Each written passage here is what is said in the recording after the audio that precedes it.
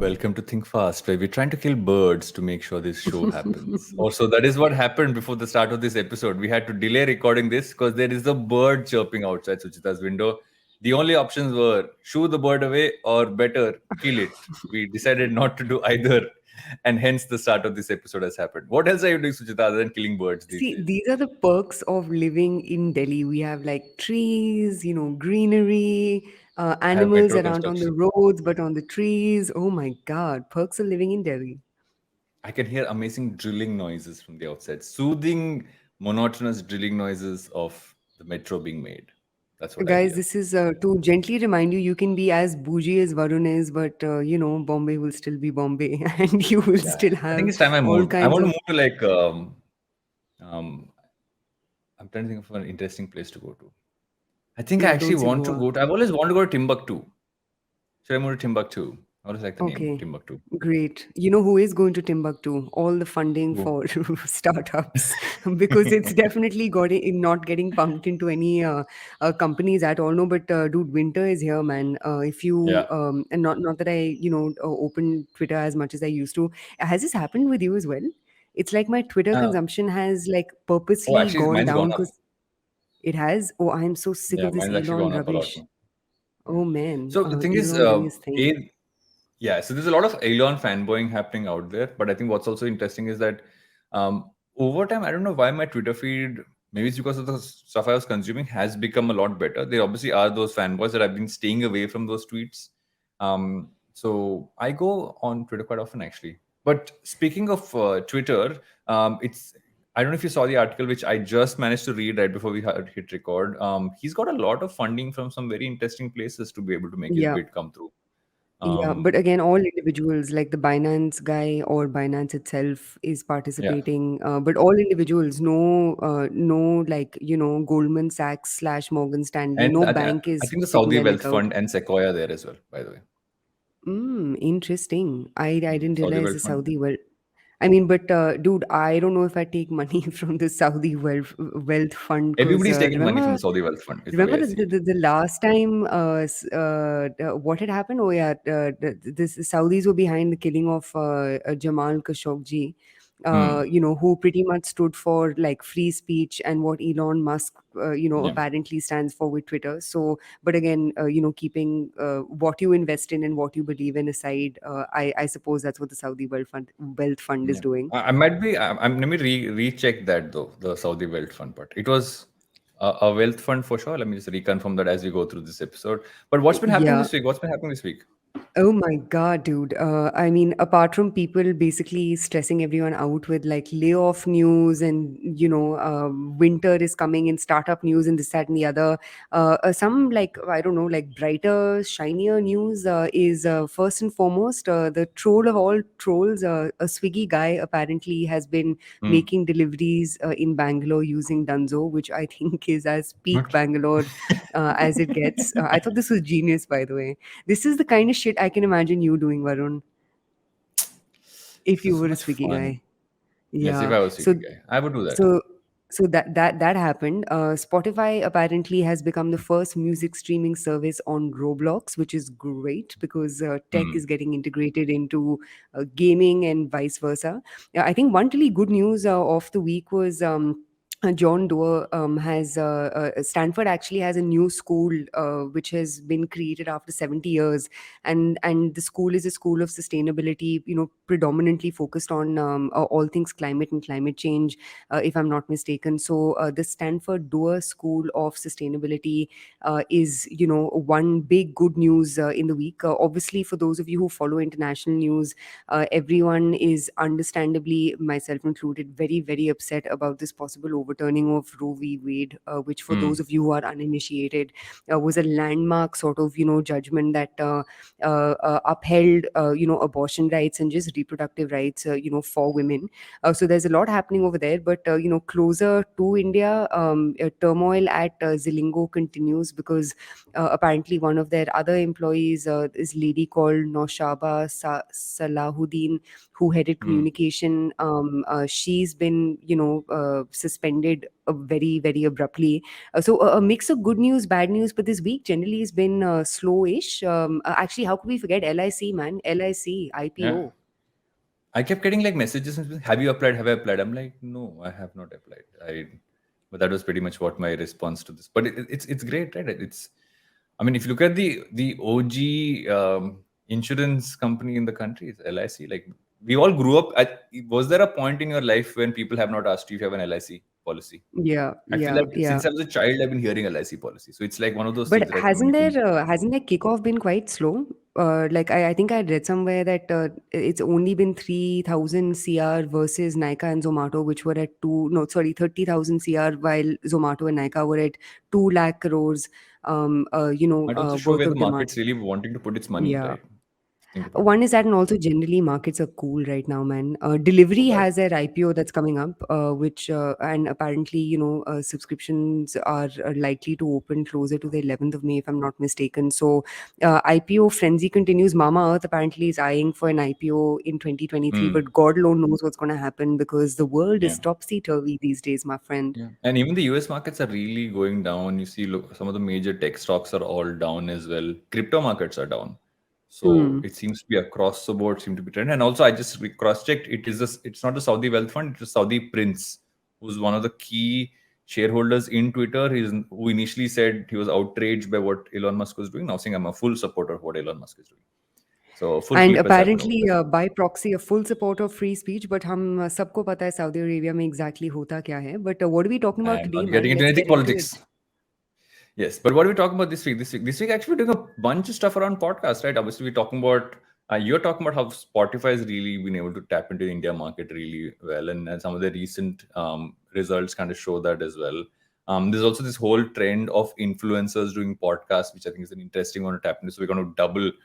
It's a double decker story, if that's the term to use for this, unless that sounds weird. Nevertheless, moving away from that quickly, you're gonna get into how Wingreens is building its house of brands, and also you're getting into I'm getting into how good Glamm and Raymond are the best a man can be. Is that the line? Was that the line? Perfect man.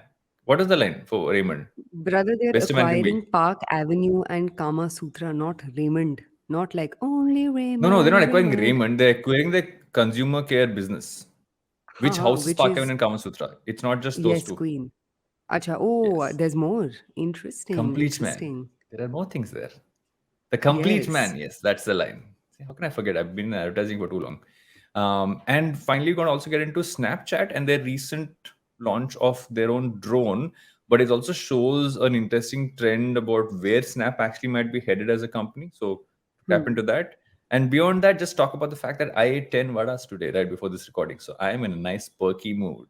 So that's Yes, it you for this are. episode of Think Fast. Before we Much go for a better break, than and we actually last start the week, episode where much better we than last week thought you would die on your because laptop I was while dying. talking. I don't know what happened Yes. last week. It was just But basically it's called Kidzania. But let's not go back to Kidzania stories. Let's go to a break and we'll be right back with Think Fast. Welcome back to Think Fast, where I am still dreaming of the vadas I just ate. But before I start talking about, but and vada's the best. Like Sujita, what do you say? Do you enjoy a good vada? I actually haven't eaten a vada in a while. No, but I'm a big fan of South Indian food in general. Like, and like all forms of South Indian food, right? Like coastal South Indian, your idli dosa South Indian, like you name it. I think South Indian food is bomb. But speaking of food, I actually want to kick off with the Wingreens. So, Hmm. ladies and gents, Wingreens is obviously, they started out. I remember they actually started out back when LBB was a Tumblr blog. So this is like 2012, 2013, and Anju Srivastava, who's one of the co-founders, she started it as this sort of initiative to obviously provide healthy dips, and what was really interesting about the brand was they also provided empowerment to a lot of women, because all the, I mean, the makers of the dips were women, and they started out with hummus, peri peri, tomato salsa and the likes, and obviously since then have grown strength to strength, expanded their portfolio significantly. And I think Wingreens is to me, is a very, very interesting story of one, playing it steady. And the Mm, second is also building a market, because if you think about it, when Wingreens had launched, there was no concept of dips. In fact, I was catching up with Anju recently, and she was sort of talking about how back when they had started, even if you went to like a local crockery store or open Amazon, there was no even like plating and crockery to there is no concept of chips and dips. And a lot of that has actually come up, obviously starting out with 2012, and growing from strength to strength since then. And this general space of dips, pastes, etc., etc., has grown significantly. You've obviously got the likes of Viva, which has grown fairly well. And the slightly more older examples have been the likes of Nissan, Nestle, Amul, and many, many, many others. But the interesting thing about Wingreens is, though they started out as a humble hummus and dips only brand, they've expanded their portfolio significantly and have now actually transformed into a house of brands with their mm, acquisition of Raw Pressery that happened, I think, last year or 2 years ago. And they're back in the news because they just acquired Postcard, which is a brand that I really like. So Postcard, not the mm. hotel brand, but Postcard, the brand that sells localized snacks in the form of packaged food. Wingreens going down the house of brands route. Early thoughts? I think this makes sense in the food space, right? If you look at how the food space, people want to acquire multiple pieces all the time in terms of as a consumer. And if you Yeah. tap into this as a brand and say, okay, these are things which I already have from a logistics standpoint, from, you can kind of give almost the base level logistics, base level manufacturing capabilities, etc., and put them Hmm. all together. You can actually create so many of these. So it makes total sense. And the fact that they come from a certain methodology and they Yeah. seem to be acquiring in that same methodology also shows that it's not random. There seems to be some science to, okay, this both culturally and product wise fit into what we stand for. And like, Yeah. for instance, like Postcard, like I agree with you, like the pickles and everything else, like I've sampled those, and they actually feel super authentic. They don't seem, because a lot of the other ones you would normally get would seem very synthetic. But Hmm. Postcard, I know I'm a pickle buff. I collect pickles, so the pickles are awesome. Yeah, yeah. I didn't realize Postcard got into pickles because they were originally known for like local snacks, right? So they take all of Yeah, these, really I interesting, have a like ginger pickle. your muruku, and like your local snacks from Bihar, Rajasthan, etc., etc., and give Murukus are India the on a best. plate. Yeah, yeah, exactly. Like Indian snacks, sort of standardized and given to consumers. I think I don't know, but like what I really like about the way Wingreens is approaching it is, I think they're very clear about the fact that there is not enough market depth in India for premiumized FMCG brands. So and I think all the steps that they've made have been in that direction of, okay, the market isn't as deep as we need it to be, but for say for example the top 20-30 million consumers spending on FMCG in India, how do we get into more use cases within their kitchen, right? So, for example, they Mm, launched this really cool brand called Impatient Baker, and I've tried their pancake mix, which is super nice, like very nice fluffy pancakes come off of it. So I think the really interesting thing that they're doing is that they're kind of picking up these non-obvious niches, like who mhm. would have genuinely thought dips would have been a big enough market, Yeah, right? Especially for yeah. a country which was used to like Kisan ketchup and this, that, and the other. And then the second thing that they've also picked up is baked goods, but they're doing baked goods in a interesting format where they're not giving you like powder. Mm. They have a couple of different formats that they're testing and trying, which again makes their play really interesting. And similarly, Postcard isn't like your obvious snack, right? Like uh, I mean, Postcard, if I remember correctly, I don't think they do makhana, which is like the most obvious, or like soya chips, which is a very commoditized, snack that anyone and everyone has available. So I think what I like about their strategy is that they're picking up these niches. And from whatever I know, I think post their acquisition of Raw Mm. Pressery's growth also significantly improved. Yeah. I think they've significantly improve their costing, their packaging, their flavors of the juices that were available. So Yeah. net net things seem to be sort of coming together fairly well for them. Yeah, even the raw pressery thing, right? It's I feel when you look at their portfolio of Wingreens, you also realize they're not trying to complicate things. They're not trying to Yeah. overthink it and come up with newer things like raw pressery. If you go now, you get a lot more straight up juices. You're not Hmm. getting those. They used to have flush and slim and some of those other ones I Yeah, remember, yeah, yeah. which you had to kind Yeah. of read the things in what all it includes. Now you largely you also get the straight up juices, which has actually been great to kind of get. They also got Yeah. monsoon harvest, right? If I'm Yeah, just which checking, is yeah, I am obsessed with them. Ladies and gents, if you so good. haven't, please order So good, so the good. bars and the muesli and the granola by Monsoon They Harvest. have It a is class apart. there's an apple and something, apple and oats mostly, if I remember right. Which I'm like, Yeah, yeah, yeah. yeah, They also have the strawberry cluster muesli, which is divine. And they're also we're going quite down a rabbit hole, saucy. aren't we? We're going on a rabbit hole of things we eat from Wingreens. Oh my God. No, but just one last thing on this story, and then we Yeah. can get on to the next one. But another really interesting thing that they've done is they've obviously made a bunch of acquisitions across, Mm, Monsoon Harvest, Saucery, which again, does sauces as is evident in yeah. their name. They've actually put it all together under an umbrella website called wingreensworld.com, which I Mm, think was launched earlier this year, if I'm not mistaken. And yeah. again, comes together so well because and from whatever I could gather around their strategy around Wingreens World, they kind of wanted to be like the healthy big basket, right? So if you want Mm, anything, that's healthy, good for you, plus plus plus, Wingreens World becomes your destination. And I think this actually is how House of Brands should be done. I know we're going to talk about House of Brands again later on in the yeah. episode, so I'm going to stop here. Over to Yes. you. And I will take this to the other house of brands. Our longtime favorite, who we haven't spoken about for so long. Good Glam Oh Group, my where have you god, been? We haven't spoken about. We were seriously. the Good Glam show when this show started off. We would talk about Good Glam Group every week, saying what did Good Glam do this week? But this week they've actually done something which we want to talk about.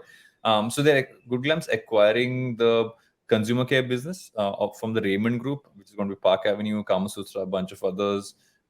It's obviously going to be a massive one for them because they also kind of there's a two-way here, which is basically the fact that Raymond Group gets a minority stake in the Good Glam Group as part of the Hmm. deal, and but largely what I think is going to be great for this is going to give them a way to look at brick and mortar, straight up, modern trade stores and how to kind of build that into their business, which I think that almost like data and learning by itself is going to be invaluable to them. What do you think about this? What do you think? Does this make sense for the Good Glam Group? Um, I don't know, I think it's impossible to like really comment on what they're doing without really knowing how all the other acquisitions that they've made have performed. So and also like from whatever I remember, and like I've always said, companies and founders are allowed to change their mind. But Goodlam Group's purported sort of USP was that they wanted to be a digital HUL, right? So they wanted to sort Mm, of be that digital playground where brands are made and brands are created, and digital should be a considerable driver of revenue for these brands. What's interesting now, one can argue that that strategy by itself may not even be sound, especially if you're playing in the premium category where yeah. retail plays a significant role, like we've seen in the case of sugar. And they've been omni through and through, and even on digital they've done a very good mix of marketplace as well as direct to consumer on their website. Now bringing all of this back to Goodlam, why they're acquiring a business which is not really digital, doesn't even have significant digital presence, in the sense like it's not like Park Avenue and Kama Sutra are known for their Instagram or their Facebook or any amount of digital engagement at all. But I don't know. I'm a little confused by this because like I said, like if you're if you're saying that your USP is going to be scaling and building digital brands, how this fits into that scheme of things, I don't know if it makes sense. So I can imagine them learning a lot from this deal, but why you learning in a segment that you yourself are not saying is Mm. the mission statement of your company? I don't know. So those are my initial thoughts. Yeah, I agree with you largely as well. What I also feel is that I know that they want to get into the male grooming segment in a big way. Hmm. So they obviously got Ustra, which the deal's been announced, right? If I remember right, Yeah. or has it not been announced yet? I've been hearing Ustra getting acquired by Google for a while. I'm not Yeah, sure yeah, that's yeah. It's happened. been in the news. No one knows if it happened or not. And on the other end, obviously, there's Park Avenue, which is like the oldest one of the lot. Been there. I Hmm. mean, I don't remember when Park Avenue is. I feel like it's been there my entire lifetime, so it was definitely before my time as well. And I'm Hmm. quite old. But I feel for Good Glam, you never really understand what the strategy is. Maybe that's the strategy. But I mean, if you compare this to like other like simple, like you should compare this to a Nika on one end. Very Hmm. clearly understand there's a certain plan. It's pretty structured in that sense. You just spoke of Wingreens. Well, here at some point there has to be a thought about what is the joining force between all of these brands.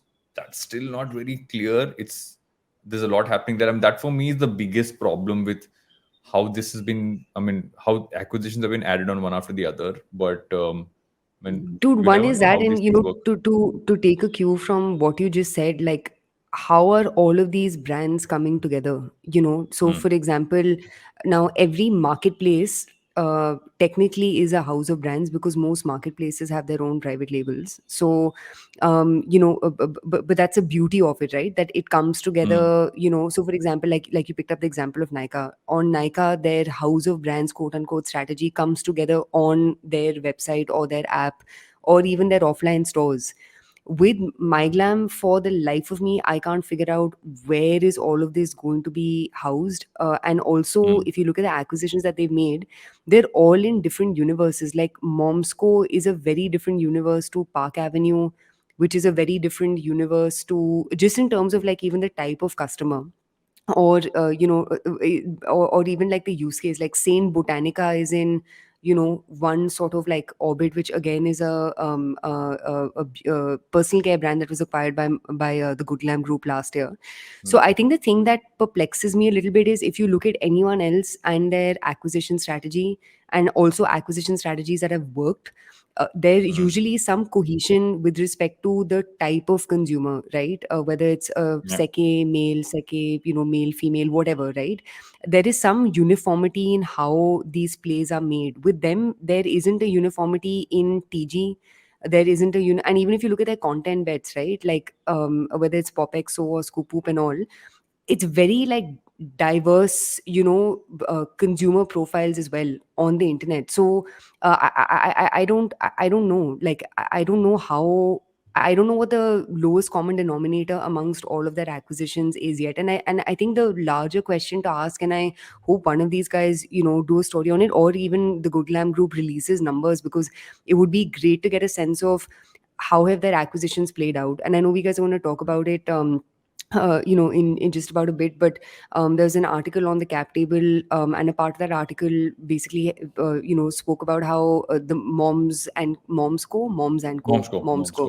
Momsco, which was acquired by a Goodlam Group last year in this like record-breaking acquisition, where apparently at a run rate of 80 crores, they were acquired for 350 crores, or some like absurd multiple, and some basically some absurd amount of money was sort of given out. Their performance has apparently dipped after acquisition. So Mm, they aren't growing as well as per this article. I don't know how legit, or Goodlam hasn't commented on it mm. yet. But I Yeah. think really what needs to become more public is general performance of brands, especially their OG brand MyGlam. Like I don't even know how well Mm, or not well MyGlam is doing. yeah. And I think once that becomes more like available, it's easier to comment on how they're Mm. thinking, what they're thinking. And there's also that entire piece with the good creator co and all the creator led brands they've acquired, and um, how has the Dabu Ratnani calendar done wonders for that. There's so many things Exactly. there in that sense of the word. So before we move on to the next story, actually, let me just do this. As we move on to the next story, this feels like an episode of continuation. So we will continue now on to what's happening with Thrasio. What's happening with Thrasio, Suchita? This doesn't seem to be good. Yeah, yeah. So, segueing into, and all of this is related. Like, it's almost like the first half of this episode is going to be on different varieties of house of brands. So, Mm, guys, in case, for those of you who've been listening to Think Fast from day one, last year, everyone had their knickers in a bunch for like Thrasio this and Thrasio that. And oh my God, sub Thrasio hi ban jao. And the word house of brands was being lapped around left, right, and center, especially by founders to raise money. Ironically, Thrasio in the US has not had much luck at all. Thrasio, which is basically this like aggregator of Amazon brands, they were supposed to, they had announced 100 million raise last year in April of 2021, and they were apparently going to they were apparently going to IPO or like list through a SPAC. The SPAC idea started to take shape over the summer, and the understanding was that Thrasio would be valued at 10 billion. But then things started to unravel. This SPAC slash IPO never ended up happening. Their CEO has been kicked out or left by at his own accord. Their CFO, in fact, left within 3 months of Wow. joining Thrasio. So what's happening there is like totally sort of a black hole of sorts. Now they're undergoing significant layoffs. In their defense, not only them but literally every second company in the US has been cutting costs, especially in the form Yeah. of teams. But basically, long story short, Thrasio, which was touted to be the next big thing, everyone assumed that their valuation would be closer to like 8-10 billion dollars. There was this note that was circulated a couple of weeks ago where apparently their valuation had come down from 8 billion to 2 billion. So long story Mm. short, but this like big bubble of like the great Thrasio and this great new model of house of brands has come crashing down, and the ripple effect of that is being felt by all the Me Too's that sort of cropped up in India, taking a Yeah. cue from Thrasio. And before we get into general performance of Mensa, Global Bees, and the likes, do you want to give a quick recap on, were you bullish on Thrasio, Me Too in India? Where were you at in the general spectrum of house of brands? I was like 50-50, to be honest. I wasn't really sure the good and the bad of the model in the sense. Obviously, Hmm. anything, I think the market requires aggregation at certain points of time, Hmm. but the aggregation should come with better economics. And I've never really understood how this brings better economics, because in many ways you are acquiring, brands which are functioning in different spaces. So that's always been my question about a Thrasio model. So how do you kind of make, because the only way it works when you bring things together is that you find ways to kind of cut costs by making things common as Yeah. as functions. I've never understood how that would work in this case. But beyond that, I guess it's also like a trend to look at it. If you look at the fact that there are obviously so many brands out there, there is Hmm. aggregation. What are you kind of bringing into it becomes a huge factor.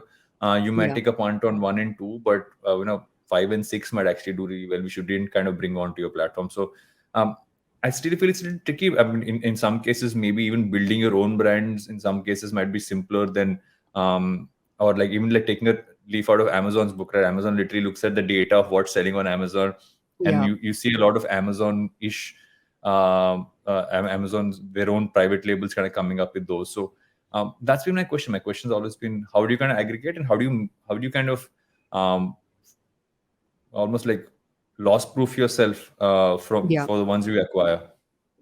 Yeah, no, and I think the larger question that this begs, which everyone should be asking themselves, is the Thrasio of India actually just marketplaces?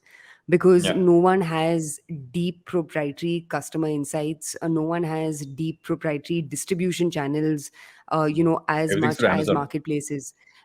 Amazon, Flipkart, Nykaa, Purple. There are so many Mm, of these, that exist, mm, and the only thing that matters at the end of the day when running any business is what are you paying to acquire a consumer. mm, And somewhere in the model of all of these Thrasio Me Too's, whether it's Mensa, Even Flow, 10 Club, Global Bees and all, somewhere the single point that they have to justify is, what is the differentiator that I'm bringing to the table for these brands that will bring down their mm, customer acquisition cost more than others. And the truth is, the only way to really bring down CACs mm. is you either have access to consumers, you either have access to more consumers than any single individual brand combined, or Yeah. the second is you have access to distribution networks that are more unique and more robust than any single brand combined. And I don't think any of these guys have necessarily been able to do that. And just look at their portfolios, right? Like, I was looking at the kind of acquisitions that Mensa has made. It almost Mm, seems like they've acquired like like Mintra bestsellers. And mm, the thing is, if you're yeah. acquiring Mintra bestsellers, like you're basically a service provider to Myntra then. Like you're basically helping Myntra's sales engines become stronger. How is that like you know what I mean? Like how is that a business unto itself? And Yeah. if you look at a lot of the acquisitions that, for example, Mensa has made, whether it's brands like Anubhuti, Ishin, Villain, maybe Anomaly, Mm. Karigiri, Lil Pix, and all of these other guys, you just go and check out their Instagram, man. None of these guys have significant number of followers. Like, for example, like I remember when Nika acquired Dot and Key, it made sense because Dot and Key, sure, it may not have been a big brand, but it has a cult behind it, Yeah. right? Like if you open their Instagram or if you open their website and you see customer queries and you see customer reviews, the brand by itself has a cult. So and similarly, not just Mensa, but if you sort of switch over to Global Bees, and if you look at the kind of brands that they've acquired, again, just all across the board, man, they've got the Better Home, then they've got some jewelry brand, then they've got a home care brand, then they've got a nutritional and dietary supplements brand.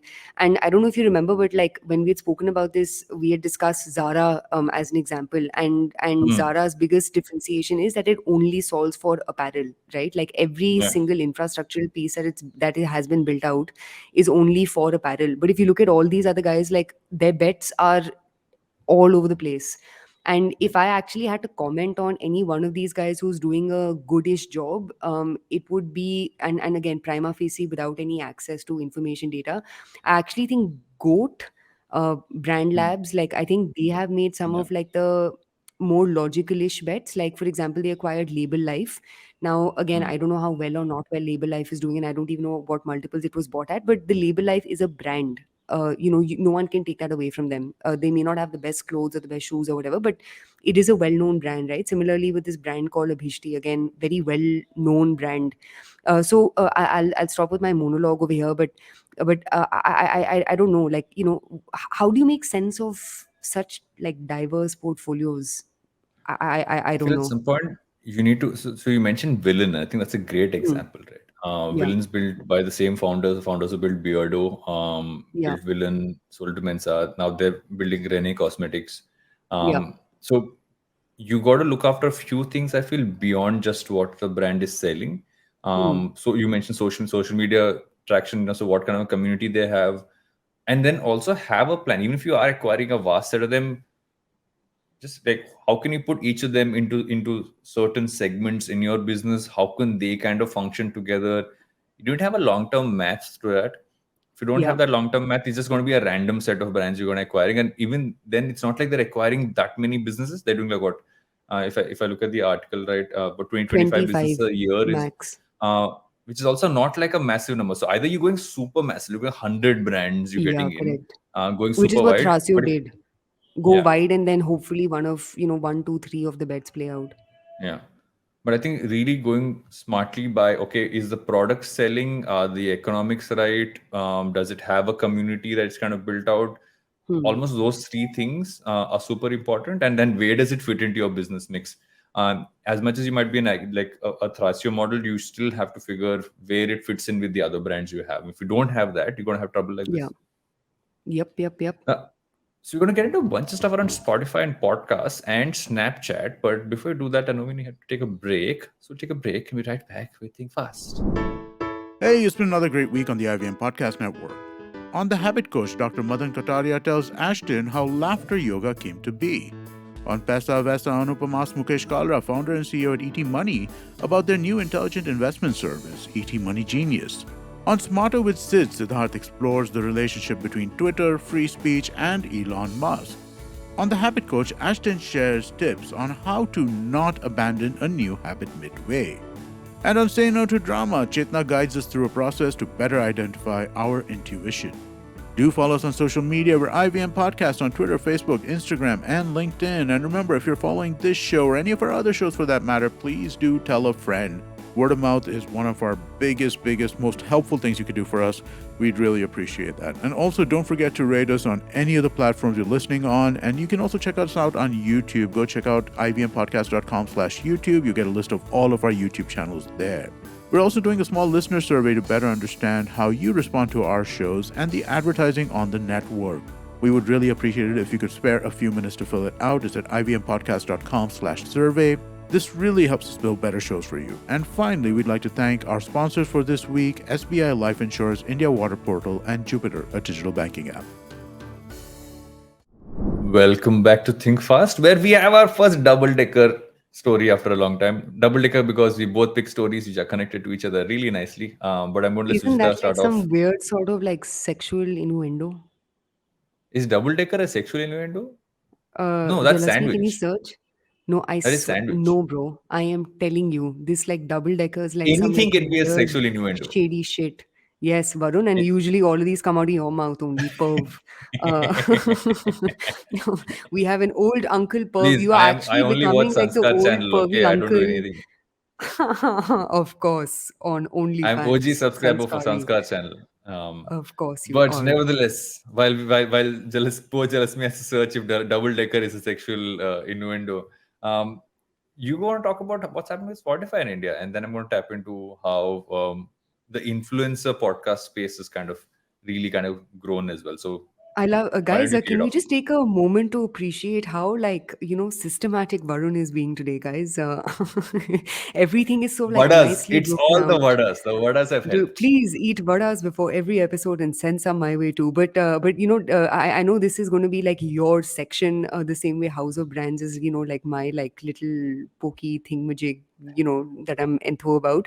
But podcast, and general all things audio, I think you're the best candidate to speak about this topic with. But to cut straight to it, guys, so Spotify in India has apparently been growing fairly well and fairly steadily. In fact, their CEO Daniel Ek recently, in a earnings call, spoke about how Spotify sees a huge opportunity in the near future in Southeast Asia, more specifically India. The audio streaming service platform added 16 million monthly active users for the quarter ending March 31st, taking its overall user base up to 422 million users. And of course, the revenue's been growing. So I think the great thing that seems to come off of this article is, unlike Netflix, and if I'm not mistaken, I think Spotify and Netflix launched in India more or less at the same time. Yeah. Spotify's strategy seems to have really played out, right? Everything from like pricing to their advertising mix. Guys, if you haven't seen Spotify's new ads, please go check them out. Really, really, really well done. VD, have you seen them? The one where, like someone's in this like complex situation, there's a song playing in their Yeah, ear, yeah, and yeah, yeah, so yeah. really, really well done ads. But net, I think Spotify has, the pieces of the puzzle, and as complicated as a market as India may be, they seem to have made significant headwinds. They seem to have, played off of major tailwinds and jump right in. Are you a Spotify customer? I'm not. But are you a Oh, subscriber? I'm a major Spotify customer. Actually, so I flip between Apple Music and Spotify, but I've used Spotify way too much, and I go through multiple catalog things across it. But actually, I'm weird. I Hmm, listen to like 3 to 4 different podcast apps because I like to sample how they're all functioning as well.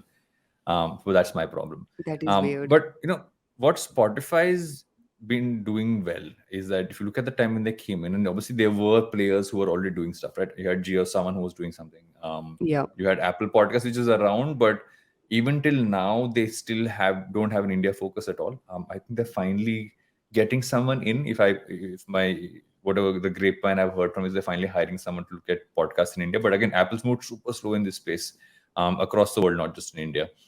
But what Spotify's done right is they went about their acquisition strategy very smartly.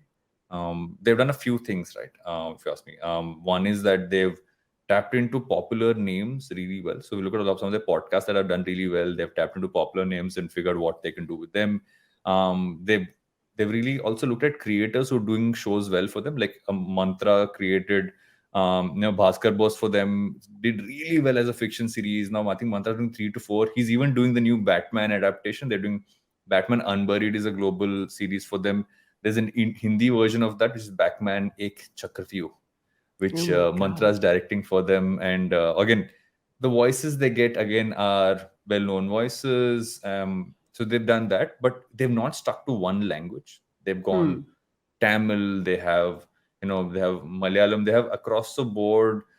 They've got enough languages in there. So their acquisitions have been smart in terms of the Yeah. shows they've got, and they've also gone after really like smaller indie ones as well. I mean, if a podcast is doing well, the chance of Spotify sometimes just reaching out to you and acquiring your podcast is also high.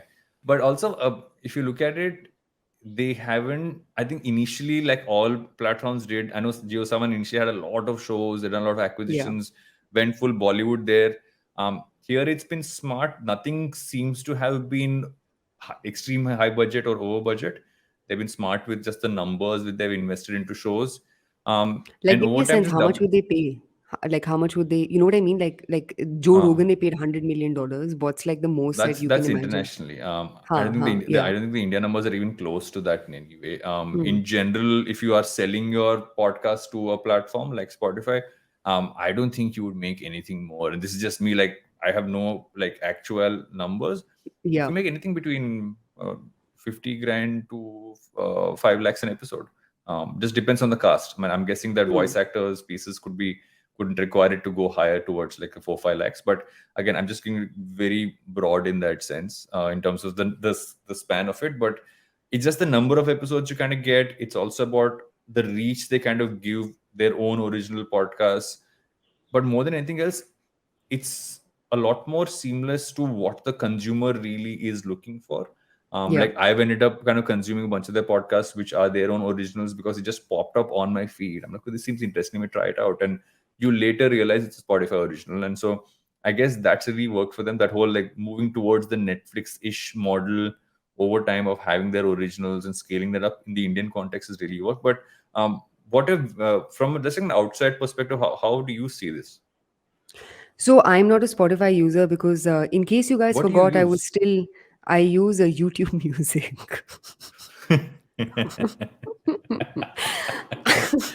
Don't laugh, But you have yeah, an iPhone now. guys. You can use Apple Podcasts Oh as well, my which is God. actually quite Yes, nice. I am leveling up slowly and steadily.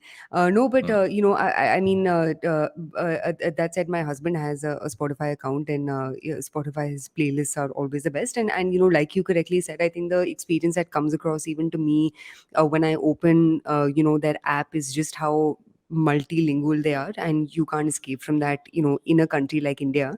But I want to take this to also double tap on, another conversation we were having about how even within the general universe of audio and podcasting, influencer-led podcasts have Yeah. been a big win, right? And a lot of this has Yeah. actually been a part of Spotify's key strategy, not just in India but even internationally. So talk to that, Vidi. So one of the acquisitions they did was super interesting, right? Which is like they got MythPat on to do his own podcast. Now MythPat has never done a podcast. Obviously, like one of the biggest What is stream. MythPat?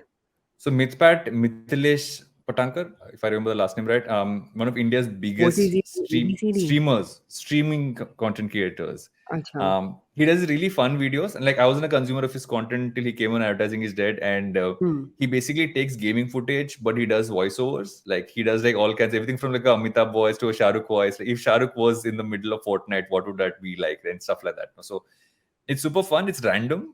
People watch that and like it's quite funny. So he started a podcast, which is Hmm. it's very unlike what you would expect, but it's been in like the top 2 3 since the time the podcast started off. Shit, this guy is Um, popular.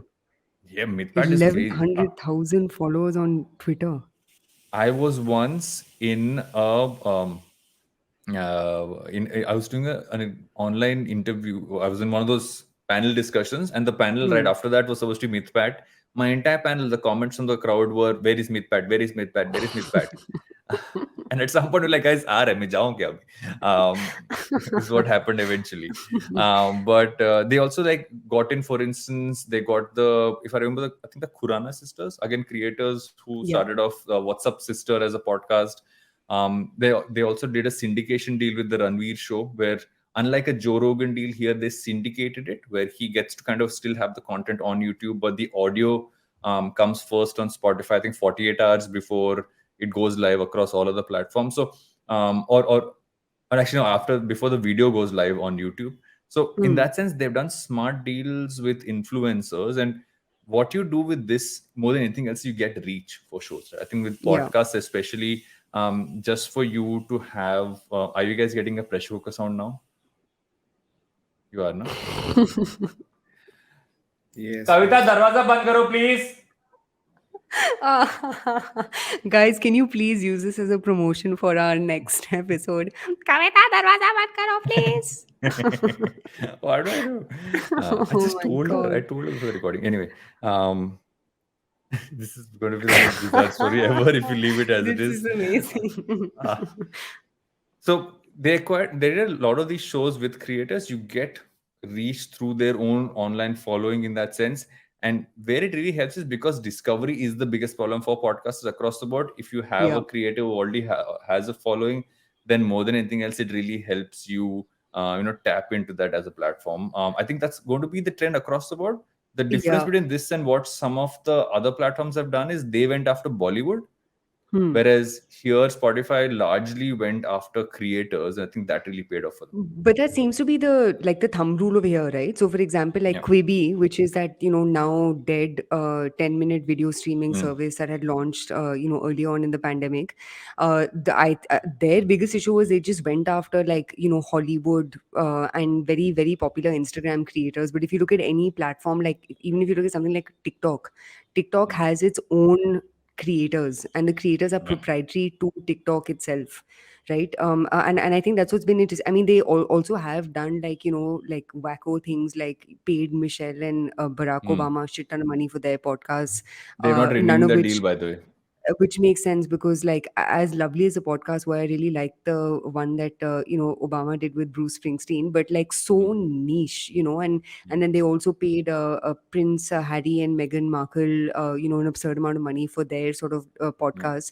So I think somewhere from the looks of it, it seems like they've decided to follow where users are actually going, which is more up the alley of podcasts like Call Her Daddy and the likes, and building their own creators versus outsourcing the job of creation to someone who's popular on 20 other platforms. So 100%, I think that's a great insight.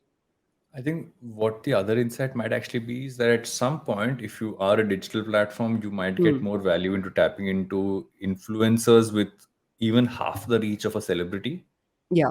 in many cases, because if the celebrity just has a following because they're a celebrity or if they're an actor or a movie star, it might not translate to you actually listening to their content or actually like doubling down on that. But on the other end of it, if you are, yeah, deeply engaged with the creator, part of the community, you will actually go across to this. One of the most interesting insights you should know about celeb podcast is there is a creator, and I will tell you his name because I have it open here right now. There is a podcast called there's a creator called Triggered Insan. Okay. Hmm. Now there is a podcast called Triggered Insan Story Time, which is always in the Spotify top five, top six. It Hmm. was not started. It wasn't started by Triggered Insan. There's a random dude who has picked up Triggered Insan's content, has made it a podcast and keeps sharing it. What is Spotify can't take triggered it off because insan? unless Triggered Insan comes and complains, they can't take it off, right? Because these guys putting it up legitimately, But unless the who is actual triggered person comes up. insan, my friend? Triggered Insan's a creator, Oh, on what? YouTube? YouTube.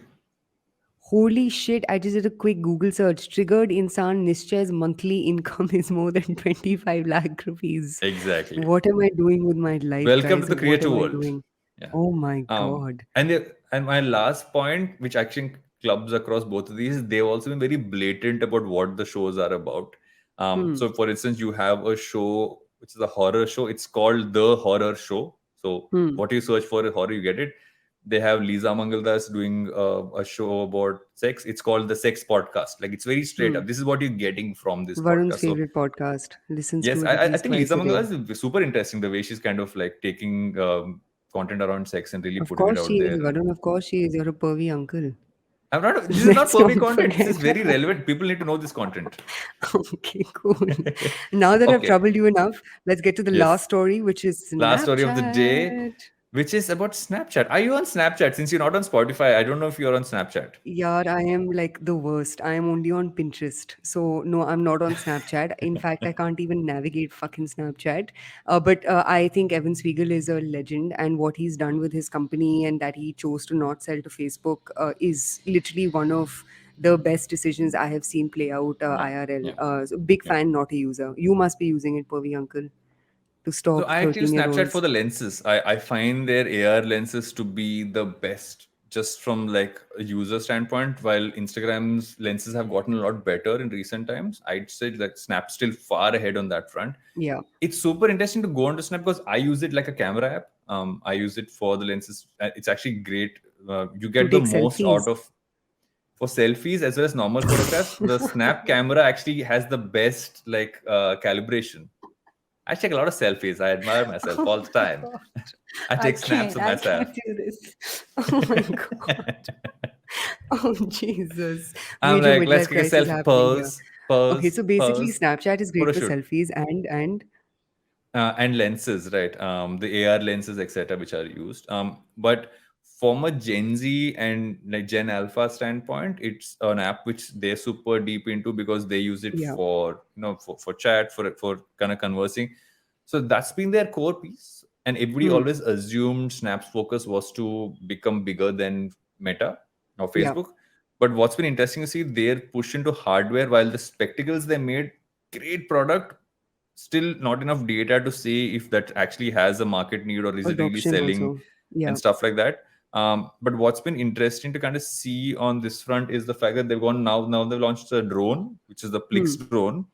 But in both these cases, they allows you to take, it's not tied into their ecosystem only. Hmm. So it doesn't mean that if you take something on spectacles or on the drone that is only going to work on Snap, you can download it natively onto your phone, which means you pretty much are tapping into how everybody else is creating. And because you have this entire Gen Z and possibly Gen Alpha as your core consumers, you're making yourself into a company that is, weirdly enough, and there's a great Quartz article about it, about how you're a blend of Meta and Apple. Like at a point of time when both Meta and Apple are seeming like established players, they're getting a little more boring in terms of how when you look at Yeah. them. These guys seem to be working towards the future, while they might not be selling as many of the hardware, but the fact that they're consistently doing this and putting it out there, at some point of time, it is going to pick up, and it is going to become a thing. So it's super interesting to see what Snap's doing. So again, from a non-user perspective, what do you think about this? No, I think the one big respect that I have for Snapchat is they haven't deviated from who their user is. Their user's always Hmm. been, Gen Z, and Yeah. like minus, right? So 48%. exactly. So Yeah. 48% is what, under 18, right? 40% is Gen Z. Which is like under 18, under Around, 21 I now. think under 21 now. Yeah, yeah. We're all old No, so now. so I think and anything that they do, which I end up obviously reading about, may not be a user, but I end up reading about, everything seems very aligned to that generation. And if you remember the very first episode we did, when we had spoken about metaverse, like my first thing was Snapchat was there first. I just think they Hmm. understand this consumer and this consumer's mentality much better than Facebook, Google, Meta, or whatever else. And I think that's what Snapchat, that is what is Snapchat's big differentiation, which is they take a type of user and a Hmm. type of like demographic, and they go all in, Yeah. versus what a lot of other folks have done, tying it back to even the conversation we had about Glamm, where it's so fragmented, it's difficult to make everyone happy, right? Snapchat's Yeah. picked the TG that it wants to make very, very, very happy, and delivered on exactly that. And I think the other thing that Snapchat's been able to stay out of the public lens, like I don't know if you remember, but Snapchat in its earlier couple of years got into a lot of trouble around privacy and data and this that and the other, and there was a lot of complaints about harassment happening, and naked photos, this that and the other, being Hmm. leaked on Yeah. Snapchat. I think what they've also done is they've taken feedback and implemented that feedback very thoroughly into the way they operate, because you don't see those kind of aggressive complaints or crazy sort of like press leakages happen the way it did before. So this is a company that doesn't just understand its consumers, it also seems like they take feedback very seriously and bake that Yeah. feedback into customer experience. I feel what it also kind of talks, if you look at it interestingly, is the fact that even how they're building the products, it's very built for that audience. Like Hmm. the drone, for instance, it's not like a 4K camera; it's a 2.7K camera.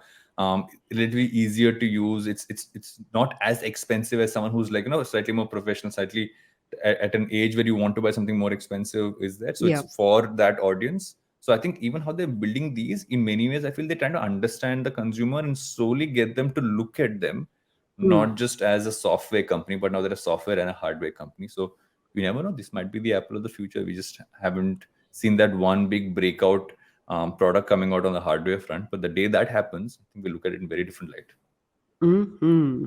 And with that, the end. And with that, with this calmness, this and this chaos of this episode is almost over, but we're going to take a short break and come back with our recommendations. Welcome back to Think Fast. It's been an interesting double decker, triple decker, many deckers wala episode. And want to kick this off? No, we're going to finish this one off while I hear my daughter scream in the background because she's come back from playtime. What are your recommendations for the week? I have a great show that I have to recommend. It's called The Flight Attendant. It's on HBO Max. So please put your like VPNs and HBO and pay for HBO Max because I think their programming is some of the best that at least I have come across. But The Flight Attendant is a brilliant, brilliant, brilliant show. Kaylee Cuoco, who used to be in Big Bang Theory, that's what she's Yeah, best known yeah. for. She Yeah. has crushed it in this show. It's just exceptional. A total like nail biter. Must watch of Flight Attendant. My recommendation is actually an interesting podcast I found yesterday. It's called Not Lost. It's a travel podcast, but unlike regular travel podcasts, this is basically the audio reporter and his friend have just decided to go from city to city. It's obviously scripted to a large extent, but it's just so fun because literally the episode starts with these guys get into the back of a cab and they're like, oh, we're just going to be recording in the back. I hope you're okay with that. And you can hear the ambient noise. It's one of those, right? They go to Montreal in episode 1. They're going to go to another city. How nice. It's this randling up in people's houses. It's so raw in the way it's been treated that it's a lot of fun. So check this one out. It's a lot of fun. And with that, is it the We are end? done with this episode. I was a lot more. I shouldn't say. Oh my god! I said double decker, and I was just going to say I was a lot more perky in this episode. Yes, time for me I to go love to the way listen to the sex Varun has been podcast. rebranded into Pervy Uncle. I am thoroughly Pervy. enjoying this man. Sending you for liposuctions in some episodes, branding you as Pervy Uncle in another. 3 months before I'm 40. 3 months to go. Oh my God! Over the hill, over the hill. Yes, over the hill. Then I can get myself a cane. I was gifted a cane when I turned 30, so I don't know what people are going to give me when I turn 40. Oh, you Wheelchair. must look out for the goodie basket I send your way. It's going to be Amazing. I know hilarious. what you're going to send me. I already know what's going to be in it. Boner meds. As do our listeners. I am so predictable. But with that, guys, toodles my poodles. See you next week. Toodles. See you guys. Bye.